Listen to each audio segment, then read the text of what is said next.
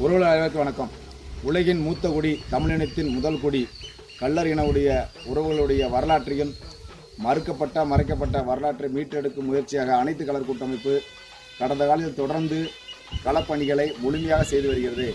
அதன் தொடர்ச்சியாக வருகின்ற ஜூலை 20 கோட்டை மாநகரமாக திண்டுக்கல்லில் அனைத்து கள்ளர் கூட்டமைப்பின் சார்பில் கள்ளர்களுடைய உரிமையை மீட்டெடுக்கும் மாநாடாக நடத்துவதற்கு ஏற்பாடு செய்யப்பட்டுள்ளது.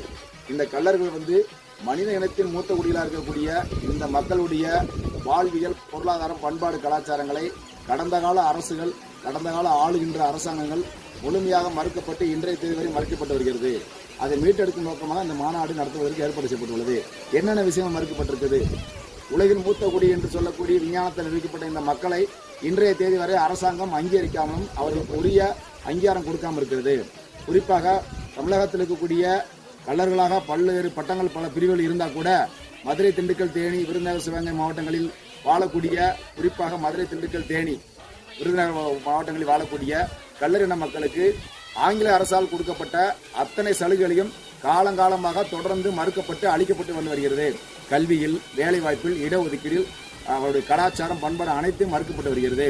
இன்றைய தேதியில் சீர்மரம் நக்கல் என்று சொல்லக்கூடிய இந்த மக்களுக்கு கொடுக்கக்கூடிய டிஎன்டி சாதி சான்றிதழாக இருக்கட்டும், கள்ளர் பள்ளியுடைய நிர்வாக பொறுப்பாக இருக்கட்டும், இந்த மக்களுக்கு ஆங்கில அரசு அங்கீகாரமாக கொடுக்கப்பட்ட அனைத்து நிலைப்பாடுகளும், கூட்டுறவு சொசைட்டி, வணிக வளாகம், விவசாயம் அத்தனை நிலைகளும் மறுக்கப்பட்டு வருகிறது. இன்றைய தேதியில் தமிழகத்தில் மட்டுமல்ல, டெல்டா மாவட்டத்தில் வாழக்கூடிய மக்களுடைய அந்தந்த பகுதியில் விவசாயத்துக்கு முக்கியத்துவம் கொடுத்து வாழக்கூடிய அந்த பகுதி மக்களுக்கும் விவசாயத்துக்கு முக்கியத்துவம் கொடுக்காமல், காவிரி பிரச்சனை முழுமையான தீர்வு காணாமல், சொந்த மண்ணிலேயே அகதிகளாக வாழ முடியாமல், சொந்த மண்ணில் வாழ முடியாமல் வேறு மாவட்டங்களுக்கு, குறிப்பாக வெளிநாடுகளில் போய் கூலி வேலை செய்யக்கூடிய நிலையில் இன்றைக்கு சூழ்நிலை இருக்கிறது. இதே போல வட மாவட்டமாக இருக்கட்டும், கொங்கு மாவட்டமாக இருக்கட்டும், தமிழகத்தில் வாழக்கூடிய இந்த பூர்வீக மக்களுடைய வாழ்வியல் அத்தனையும் கடந்த காலங்களில் முழுமையாக மறைக்கப்பட்டிருக்கு. எத்தனையோ திராவிட அரசியல் கட்சி இந்த சமூகத்திலிருந்து அவள் அரசியல் கட்சியில மக்கள் பிரச்சனை இருந்தால் கூட, ஆனால் அந்த அரசியல் பிரமுகர்கள் இந்த மக்களுக்கு துளி அளவும் கூட அள்ளி கொடுக்கக்கூடிய மனநிலை இல்லாமல், கிள்ளி கொடுக்கக்கூடிய அளவு கூட சலுகைகளையோ உரிமைகளையோ மீட்டெடுப்பதில் பங்களிக்கப்படவில்லை. ஆனால் அரசாங்கம் என்பது அதிகாரிகளாலும் அரசு பிரதிநிதிகளாலும் இந்த மக்களுடைய கோரிக்கையை கேட்டு அதற்கு நடவடிக்கை எடுப்பதற்கு இதுவரை எந்த நிலைப்பாடும் ஏற்கப்படவில்லை.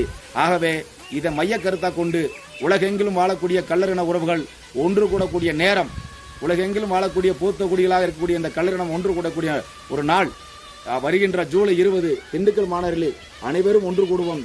ஒவ்வொரு மண்டலங்களையும், குறிப்பாக டெல்டா மாவட்டமாக இருக்கட்டும், கொங்கு மாவட்டமாக இருக்கட்டும், வட மாவட்டமாக இருக்கட்டும், தென் மாவட்டம், இந்த பகுதியில் இருக்கக்கூடிய கள்ளர்களுக்கு கூடிய அடிப்படை பிரச்சனைகளை முழுமையாக ஆய்வு செய்து தொடர்ந்து களப்பணியில் இறங்கி இந்த மக்களுடைய வாழ்வியல், பொருளாதார, பண்பாடு, கலாச்சாரம்